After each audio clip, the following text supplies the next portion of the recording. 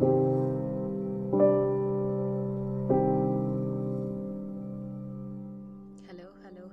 and welcome back to Shining from Within, the podcast where we explore the infinite amount of power and potential that lies within each and every one of us.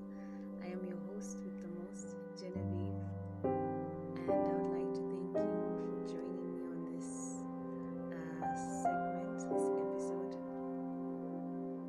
Today's episode title is healing. Yeah, I don't think we've ever really focused on healing as a standalone topic, and I saw it wise that we look at healing as a standalone, just so I can, highlight certain pertinent aspects of healing and the benefits that it has towards, personal development. So, healing is a multifaceted process that involves addressing emotional, physical, mental, and spiritual wounds or imbalances. It encompasses various techniques and approaches aimed at restoring harmony and well-being. So I'll go over that again because I feel like it's very important for you to take that in. So healing is a multifaceted process that involves addressing emotional, physical, mental, and spiritual wounds or imbalances. It encompasses various techniques and approaches aimed at restoring harmony and well-being. So let me just break it down, the different aspects of healing. The first one is emotional healing. What's involved here is acknowledging, processing, and realizing, or is it releasing painful emotions such as grief, anger, or trauma. This can be achieved through therapy, journaling, or practicing mindfulness and meditation. So the first aspect is emotional healing, and it involves acknowledging. So the first thing, you're supposed to acknowledge the trauma, the pain, then you process it, go over it, discuss it with if you discuss it with your friends, you can discuss it with yourself before maybe you express it outwardly. That's, for me, that's the main thing I do. Before I can let other people in, I have to discuss it with myself. So I process it and then I release it. And I think the processing is the painful part, because you go through it. You feel every emotion. You don't hide from your emotions. You face them head on, and once you face them and you can acknowledge them, and you know them for what they are, then you release the painful emotions, and this can be grief, anger, or trauma. And so I think the main thing, you can either, if you're privileged enough to see a therapist, visit a therapist, or you can write it down, journaling, writing things down. If you have a diary, I think that helps, because then you're in a position to express your emotions. Sometimes certain emotions can be embarrassing, you find them embarrassing, so the best thing would be to write them down and just acknowledge them. Then the second aspect is physical healing. So this focuses on restoring the body's health and vitals or vitality through methods such as proper nutrition, exercise, rest, and medical treatment when necessary. So for this one, it's more of the physical aspect. Say for instance, you get hurt, or your physical strength is not the same, or it's gone down, you want to just enhance that. You can incorporate exercise, rest, medical treatment, proper nutrition, and you're well on your way.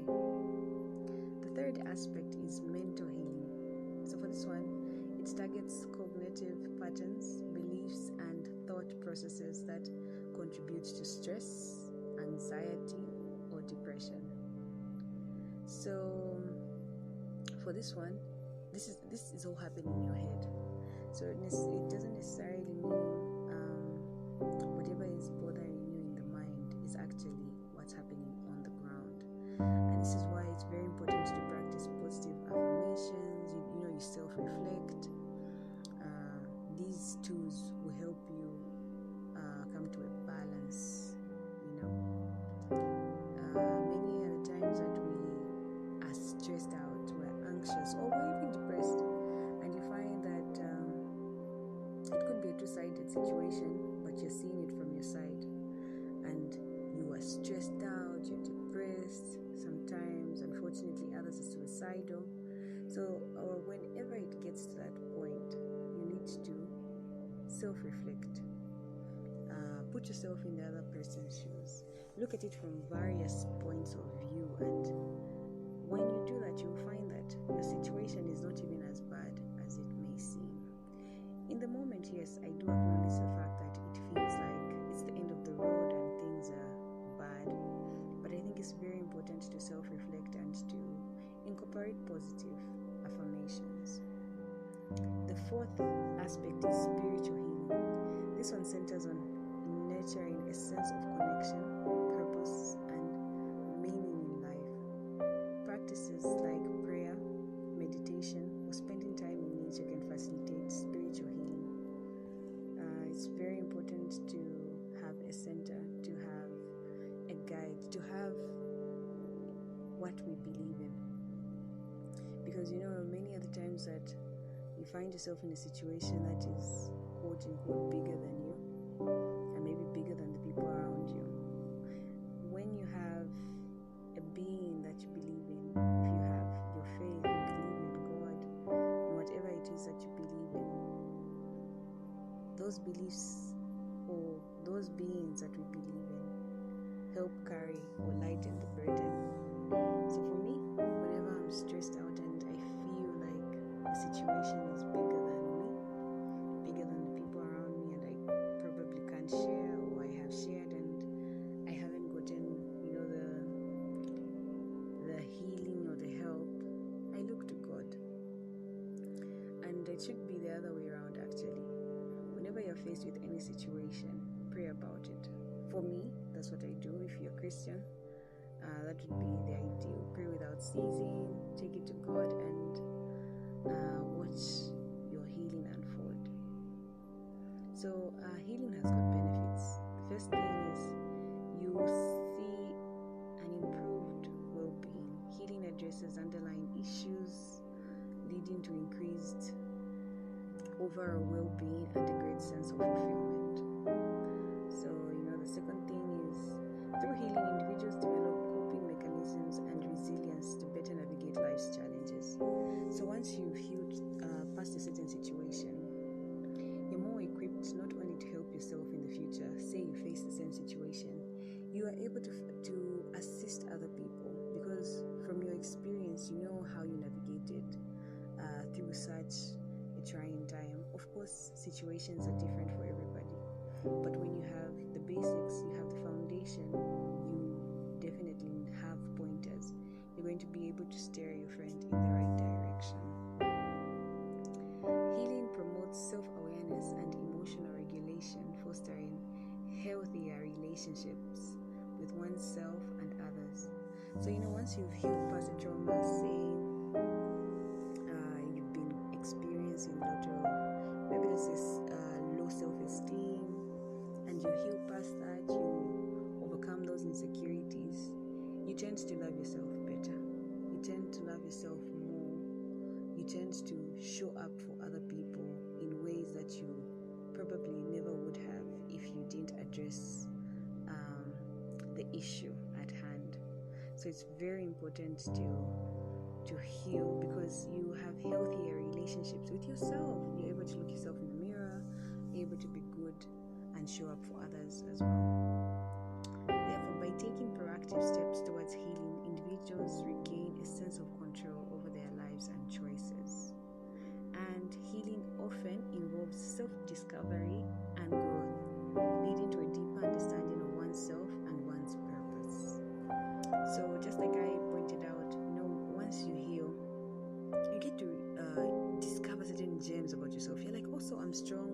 these are my, like my strongholds. I'm strong in that way, or maybe I'm weak in that way, and I need to work more on this. I need to add more on that, and it can just be, like this whole blessing. It steers you in the right direction and helps you navigate your purpose in life. So using healing for personal development, you can use it in the following way. So you're supposed to regularly, constantly reflect on your thoughts, emotions, and experiences to identify areas in need of healing. This is very important. I've been seeing those, like those pictures where there's like a mirror. There's an adult on the other side and then on the other side of the reflection there's a child, and it's like you need to heal the childhood traumas. So you cannot realize that you're traumatized by something, or there's something in your past that keeps holding you back, if you do not self-reflect. So self-reflection is very essential for every individual. Therefore, it's also important to seek support. Don't hesitate to reach out to a therapist, support groups, or trusted individuals for guidance and assistance in your healing journey. So therapists are essential. They might be costly, but they are essential. However, if you're not in a position to hire a therapist, I would suggest that you speak to somebody, a friend. I feel like we all have that one friend we can talk to. I saw a quote that said, if your circle doesn't inspire you, that's not a circle, it's a cage.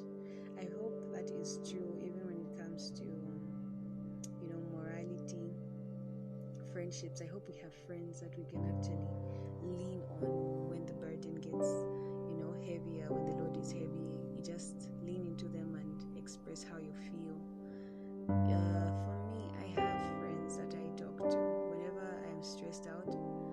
I've never gone the therapy route, but my friends come in handy. For me, prayer comes in handy, and these forms of mitigation have been very effective for me. I think you can also highlight what has been effective for you. I think in the comment section you can just state what has worked for you and what we can employ, if ever.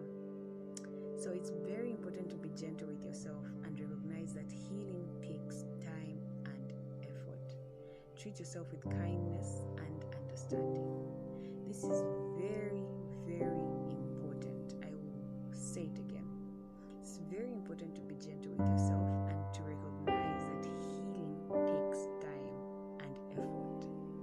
You cannot rush healing. When you're going through it, let's say, I think one that everybody has gone through, a breakup, a bad breakup. It hurts. I don't think there's anything worse than a heartbreak, especially when you were deeply invested in an individual and it just doesn't work out.